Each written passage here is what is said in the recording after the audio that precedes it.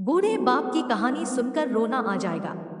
बेटा एक शहर के छोटे मकान में रहता था।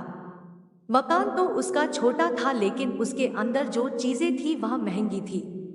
उस मकान में बेटा, उसकी पत्नी और उनका एक 5 साल का बच्चा, यह छोटा सा परिवार साथ मिलकर रहता था। बूढ़े पिता के आने से उनके परिवार का एक सदस्य और बढ़ गया। यह पूरा परिवार रोज सुबह शाम डाइनिंग टेबल पर साथ में खाना खाया करता।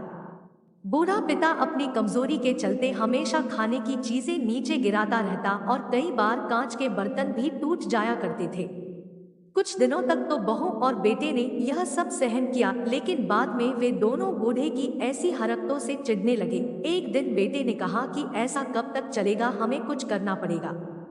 उसकी पत्नी भी इस बात से सहमत हुई। अगले दिन बेटा कहीं से एक पुराना मेज लेकर आया और घर के एक कोने में उसे लगा दिया और अपने पिताजी से कहा कि आप यहीं पर बैठकर खाना खा लिया कीजिएगा।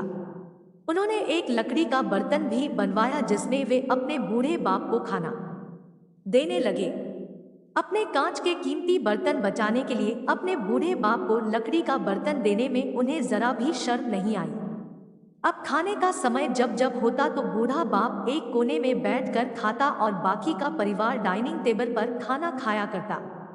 डाइनिंग टेबल पर बैठे बैठे दोनों पति पत्नी कभी कभी अपने बूढ़े बाप की तरफ देख लिया करते। बूढ़े उन्हें आंसू भी नजर आते, मगर उन पर जैसे कोई असर ही नहीं होता। बूढ़े का पोता भी यह नजारा हमेशा देखता और वह अपने में ही खोया रहता। एक दिन जब पति पत्नी डाइनिंग टेबल पर बैठकर खाना खा रहे थे, तब उनका बच्चा जमीन पर बैठकर कुछ कर रहा था। उन दोनों ने बच्चे के हाथ में लकड़ी का टुकड़ा देखा, लेकिन उन्हें कुछ समझ में नहीं आया कि बच्चा लकड़ी के टुकड़े के साथ क्या कर रहा है। जब बच्चे के पिता ने उसे पूछा कि बेटा आओ खाना खा लो, तुम नीचे बैठकर क्या कर रहे हो, तब बच्चे ने भोलेपन से कहा, अरे मम्मी पापा, मैं आप दोनों के लिए लकड़ी का बर्तन बना रहा हूँ ताकि आप लोगों को जब आप बूढ़े हो जाओ तो इनमें खाना दे सकूं। अपने नादान बेटे द्वारा की गई यह सहज बात दोनों के दिल में तीर की तरह उतर गई। दोनों एक दूसरे का चेहरा निहारने लगे।